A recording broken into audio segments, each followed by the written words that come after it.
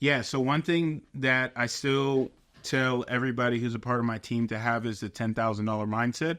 And I just tell people, I say, look, if somebody was paying you $10,000 to do this one simple task, right?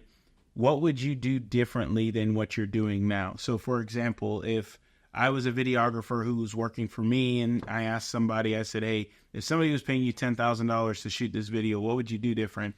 A lot of times you're not going to hear people say, well, I would go buy a $4,000 camera or I would buy a $2,000 tripod, right? Because at the helm of it, we know that that stuff doesn't make a huge difference. But what people would tell you is, well, I'd make sure that I got a haircut for the video shoot. I would make sure I would dress professionally. I would make sure that I got there on time, probably even got there early. I'd make sure that I wasn't on my phone doing stuff that I wasn't supposed to. Like, I would be focused on the project at hand. And then after, I would follow up with the client and I would make sure that this was right. And I'd make sure that that was right.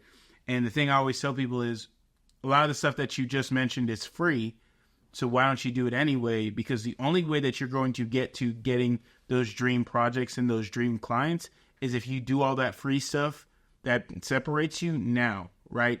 A lot of people don't want to hear that. A lot of people think that you don't have to do that stuff in the beginning, but once you get to that point, you'll be able to do it. But like, as somebody who's a person of faith, right? The Bible says if you can show that you can do well with little, God will give you much, right? And so I'm a firm believer that everything that you do should be focused on, if this was the biggest, most important project I have ever had, if this was the biggest, most important video I ever had, if this was the biggest, most important photo shoot, prospect meeting, whatever, what would I do to make sure that I was going to deliver at the highest level? And you'll start to realize that a lot of the things that you're going to do probably are free in the first place.